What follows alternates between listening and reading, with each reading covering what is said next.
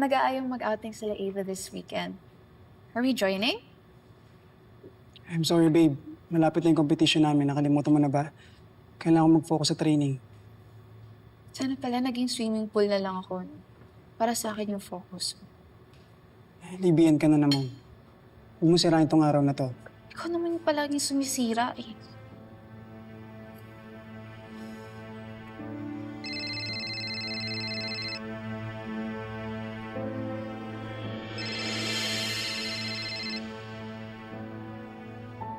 Aren't you gonna answer that? Pabayaan mo lang. Sino ba kasi to? Ibalik mo sa akin yan. Ano ba? Obviously, may tinatago ka. Halatang halata ka na, oh. It's not what you think. Sabi mo may babae ka kaya ka nagkakaganyan. Pwede ba, Libby? Wala akong ginagawang masama. O baka kayo na ng princess? Ano, nagkikita pa rin kayo? Naglalandian kayo? Pwede ba tumigil ka? Huwag ka mag-invento. Hindi mo alam ang totoo. Then tell me the truth. Sino yung tumawag sa'yo, ha? Sino?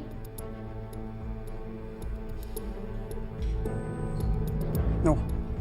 Hindi mo rin maintindihan.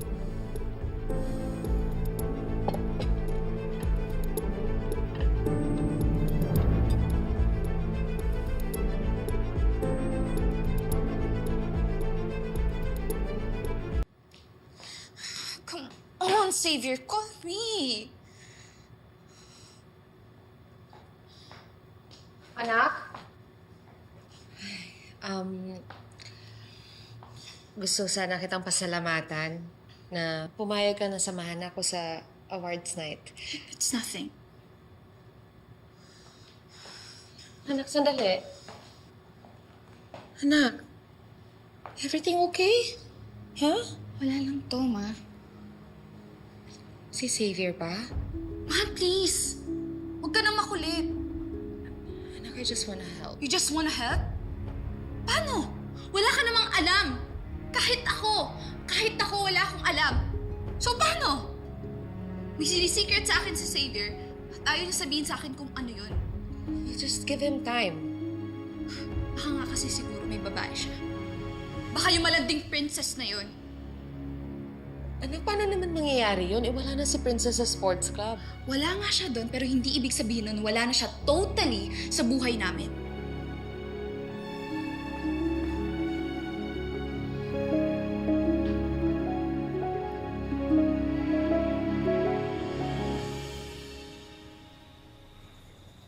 Ayaw pa rin akong tigilan ni Nanay Lo. Hindi ko nga alam paano niya nakuha yung number ko. Basta, wag na wag mo siyang sasagutin. At wag na wag mo siyang hahayaang makabalik sa buhay natin. Paano kung makalaya na siya, Lo? Hindi mangyayari yun. Ginagawa ko na ang lahat para ma-delay ang kaso. Tignan mo, halos 20 taon na siyang nakakulong sa district jail. Hindi siya makalabas kahit wala pang conviction. Sana nga huwag na siya makalabas, Lo. Huwag na siya makita. Ayaw ko na malaman nilang buhay pa siya. Everybody knows na patay na siya. Nakakatakot ko, Lo. Ano kung ma-discover na nagsisinungaling ako? Walang makakaalam ng sikreto mo.